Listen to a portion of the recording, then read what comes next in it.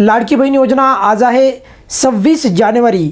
26 जानेवारी म्हणल्याच्या नंतर प्रजासत्ताक दिन आणि या प्रजासत्ताक दिनानिमित्त सर्वांना खूप खूप शुभेच्छा. येऊयात आपल्या मुख्य मुद्द्याकडे. बघा, एक अपडेट पुढे येत आहे आणि अपडेट ही काही खूप चांगली नाही आहे आणि त्याच्यामध्ये सांगितलेलं आहे की जवळपास 86 लाख लाभार्थ्यांचा आतापर्यंत लाभ बंद झालेला आहे. परंतु हा लाभ कधीपासून, तर जेव्हापासून ही योजना चालू झालेली आहे म्हणजे जवळपास 17 महिन्यानंतर, म्हणजे जेव्हा योजना ही सुरू झाली 2024 पासून, त्या महिन्यापासून तर आतापर्यंत जर आपण पाहिलं लाभ बंद हळूहळू जो आहे नंबर जो आहे तर कमी होताना दिसत आहे.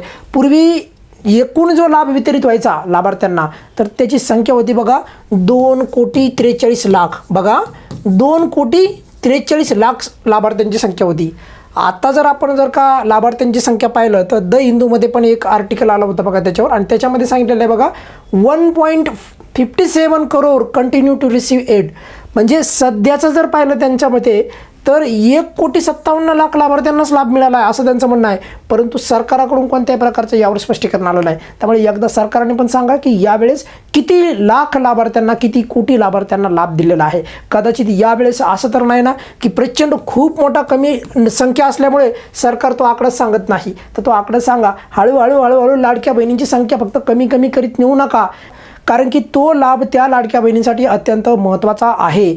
एक तर ज्या लाडक्या बहिणी पात्र असून पण त्यांना नवीन ज्या आता लाडक्या बहिणी आहेत ज्यांचं 21 वर्ष पूर्ण झालं आहे, त्यांना एकतर फॉर्म भरण्याची संधी नाही आणि त्याच्यातच सोबत म्हणजे काय की जर काही थोडी चूक झाली की लाभ बंद, थोडी चूक झाली की लाभ बंद.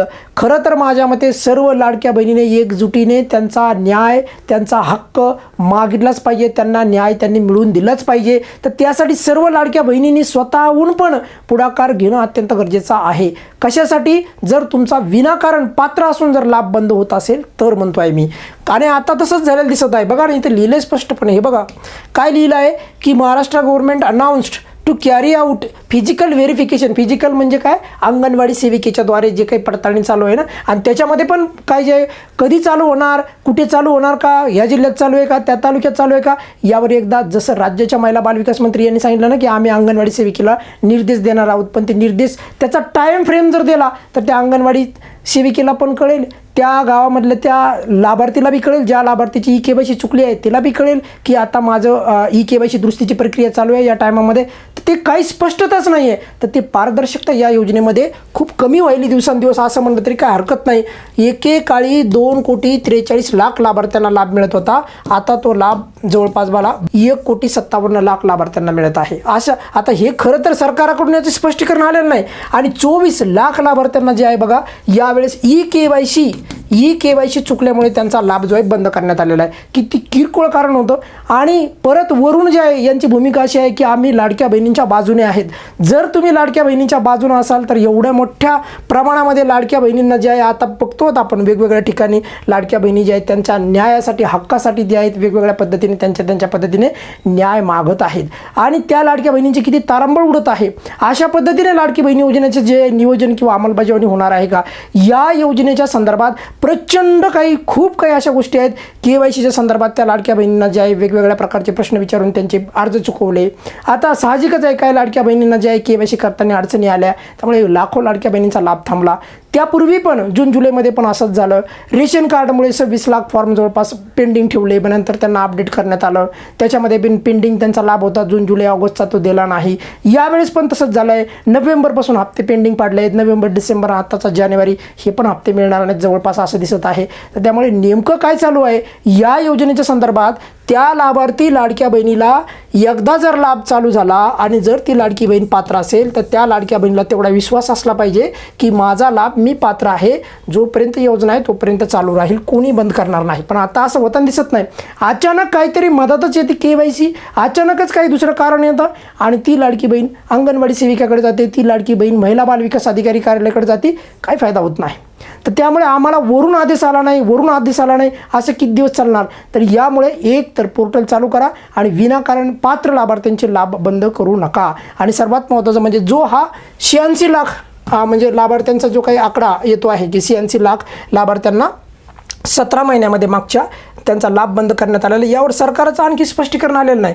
पण एवढं मात्र निश्चित आहे की यावेळेस जो डिसेंबरचा जो हप्ता आहे जो डिसेंबरचा हप्ता आहे तर हा हप्ता मात्र कमी लाभार्थ्यांना मिळालेला आहे, पण नेमका किती कमी हे पण जरा एकदा सरकारने सांगायला पाहिजे. आणि यानंतर असं विनाकारण लाभ खाली नेऊ नका. आणि जर न्यायचा असेल तर या योजनेला काही अर्थ राहणार नाही.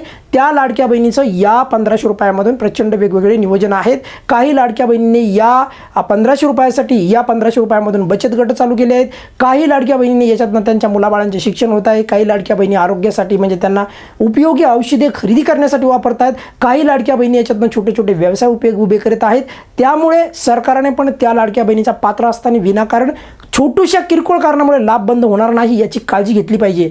असं नाही की एक असे प्रश्न विचारतो की त्या लाडक्या बहिणीचा प्रश्न चुकला पाहिजे आणि उद्या त्या लाडक्या बहिणीचे 2-3 महिन्याचे हप्ते पेंडिंग पाडता येतील. असं नाही करायला पाहिजे. ही बाब पण तेवढी सत्य आहे आणि जी सत्य आहे ती बाब तुम्हाला मी नेहमीप्रमाणे मांडत असतो. परंतु 86 लाख लाभार्थ्यांचा अजूनही आकडा तेवढा कमी झाला का? यावेळेस 1,57,00,000 लाभार्थ्यांनाच लाभ मिळाला का? म्हणजे डिसेंबरचा यावर सरकारचं स्पष्टीकरण नाही आलेलं बरं का. ही पण बाब तेवढीच महत्त्वाची आहे.